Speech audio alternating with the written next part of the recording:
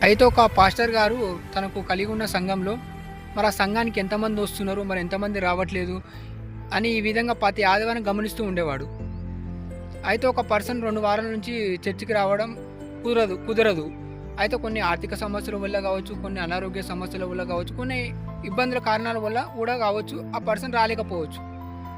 అయితే ఒకసారి ఆ పర్సన్ రోడ్డు పక్కన నుంచి నడుచుకుంటూ వెళ్తున్నప్పుడు ఆ పాస్టర్ గారు అతనికి ఎదురవుతాడు. అప్పుడు ఆ పాస్టర్ గారు అతనితో చెప్పిన సమాధానం ఏమిటంటే, "ఏమైందయ్యా, మరి ఈ విధంగా 2 వారాల నుంచి నువ్వు చర్చికి వస్తలేవు. మరి ఈ విధంగా నువ్వు చర్చికి రాకపోతే నువ్వు నరకలోకానికే పోతావయ్యా. మరి ఈ విధంగా పరలోక రాజ్యం నీకు ఉండదయ్యా" అని ఈ విధంగా అతనితో చెప్తాడు. అప్పుడు అతను ఏ సమాధానం చెప్పలేక, "సరే పాస్టర్ గారు, మరి మిమ్మల్ని ఒక ప్రశ్న అడుగుతా, నాకు చెప్పండి" అంటే, "ఏందయ్యా అడుగయ్యా" అని అప్పుడు ఆ పాస్టర్ గారు చెప్తాడు. "ఏం లేదు పాస్టర్ గారు, మనం సంఘానికి మరి ఎంతమంది వస్తారో చెప్పండి పాస్టర్ గారు" అంటే అప్పుడు ఆ పాస్టర్ గారు, "వస్తారయ్యా, 600-700 మంది దాకా వస్తారయ్యా" అని ఆ పాస్టర్ గారు చెప్తాడు.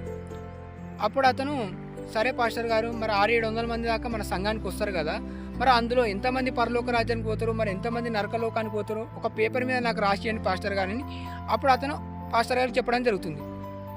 బట్ ఇందులో మనం అర్థం చేసుకునే విషయం ఏమిటంటే, ఒక సంఘ కాపరి అతన్ని ఒక బాధ్యతతోని అడగడం తప్పు కాదు. ఎందుకంటే ఆ బాధ్యత వల్ల అతను అడిగిండు ఆ పాస్టర్ గారు.